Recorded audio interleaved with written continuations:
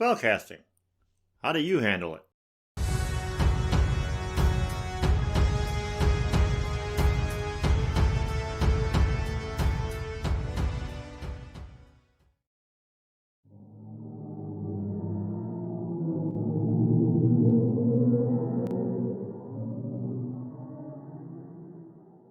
Hey folks, Doomed Wizard here. Recently, I took to the community section to post a question. What is your favorite OSR class and why? And I gotta say, I got some pretty good results. Like Jack Kingsbury, who said, Fighting Man, of course. Magic swords, ruling your domain. He also went on to how he doesn't get magic users. And he ends up playing clerics because no one else wants to. Which reminded me of a paladin I used to play. He was a cross between Captain Kronos and Solomon Kane. By the way, if you haven't seen Captain Kronos Vampire Hunter, you might want to look for it. It's got vampires, sword fights, and Caroline Munro.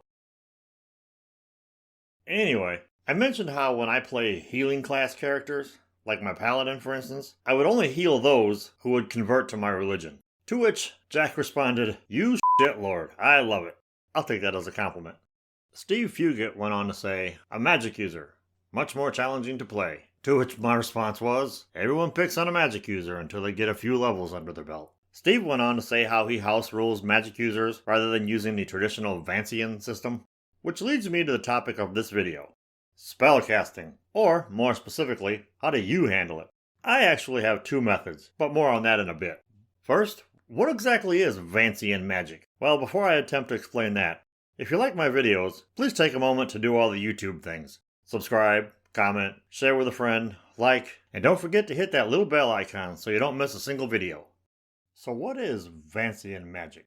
In short, it's a form of magic based on the existence of spells that must be prepared in advance for specific purposes and that can be used a finite number of times. The system first appeared in Jack Vance's Dying Earth stories and was, for lack of a better word, borrowed by the creators of D&D for their own system of magic. Vance was an award-winning American science fiction, fantasy, and mystery writer, perhaps best known, to us gamers anyway, for his Dying Earth books. But Vance's influence on the game didn't stop there. Unless you've lived under a rock for the past few years, you're probably aware of the most recent final boss of the Stranger Things kids, Vecna. But Vecna's first appearance goes back even further than that. At least the original version of the most popular lich in D&D history anyway. First appearing in the D&D supplemental Eldritch Wizardry back around 1976.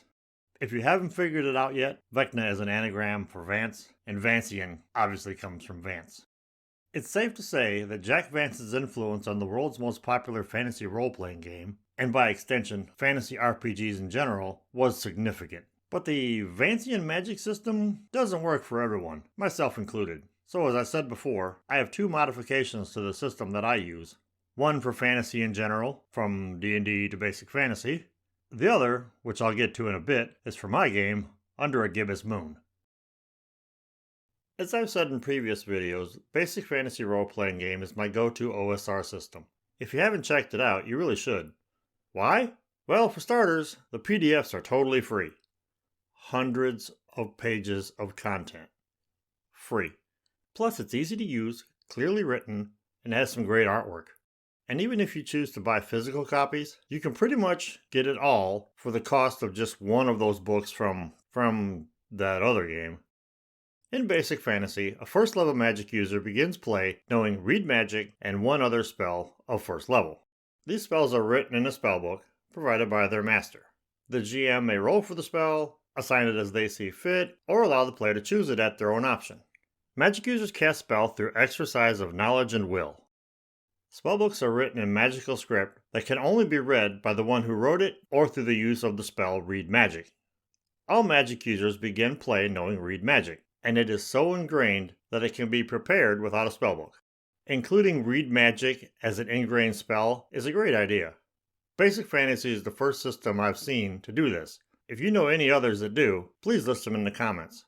A magic user can only prepare spells by long rests like a good night's sleep, for instance. And spells used and not prepared on a previous day are not lost.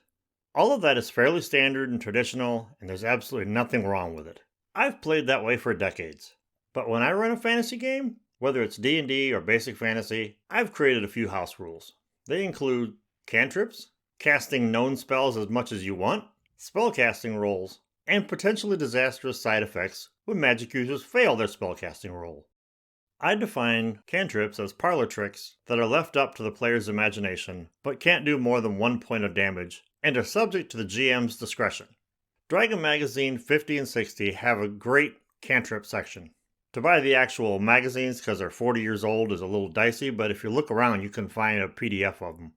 Like read magic, cantrip is ingrained in the magic user's mind from years of studying the fundamental forces of magic.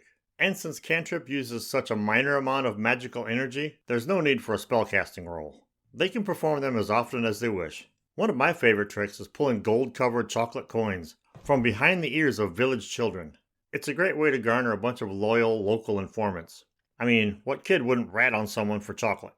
As for casting known spells as much as you want, basically, if you memorize a spell, say Fireball for instance, you can cast Fireball as much as you want. But each time you do, you have to make a spellcasting roll, and failing your roll can be bad for your health. This keeps magic somewhat unpredictable and sometimes dangerous, which I always figured wielding the fundamental forces of nature should be. To make a spellcasting roll, the player only has to get a 10 plus the spell's level on a d20, adding their intelligence bonus to the roll. Not incredibly tough, you might think, given the bell curve and all, until you try rolling it a few times. As for failing to make the roll, I use a variant of the Wild Surge chart found in the Tome of Magic. If a magic user fails their spellcasting roll, as long as they don't roll a 1, the spell simply fails.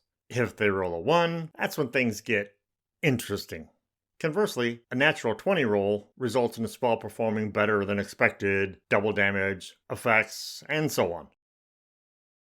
Which brings us to my game, Under a Gibbous Moon. So what is Under a Gibbous Moon, you're probably asking? Basically, it's a classless BX-compatible 1920s pulp horror game, inspired by the works of guys like H.P. Lovecraft, Robert E. Howard, Robert Bloch, and so on. In it, magic is the mysterious and dangerous art of manipulating the forces of nature. The origin of the methods to control such primal energy is lost to time. Perhaps its origins are otherworldly, or even the science of a long-lost civilization. Whatever the case, magic is unpredictable and can possibly exact heavy tolls on those foolishly attempting to use it.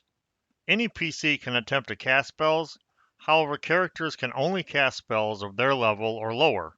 In other words, a 3rd level character can only cast spells from 1st to 3rd level. Spells have to be cast from spellbooks, and casting a spell requires successfully rolling a spell check. The player rolls d20, adding their character's arcane bonus, if they have one. If the total is 15 or higher, the spell is successfully cast. The time needed to cast a spell is 1 round per level of the spell, so a 2nd level spell takes 2 rounds to cast. If they make a successful spell check, the spell goes off without a hitch. If they don't, you compare the number that they rolled to see what disastrous fate awaits them. And spells have to be read from spellbooks. Thick, heavy, ancient tomes, each of which can contain 2d6 spells. Essentially anyone can attempt to cast a spell, but you'd be crazy to do so without the arcane skill, and even then, your sanity might come into question. So there you have it, some spellcasting hacks from the doomed wizard, but I'd love to hear some of yours. Feel free to leave them in the comments. Thanks for watching.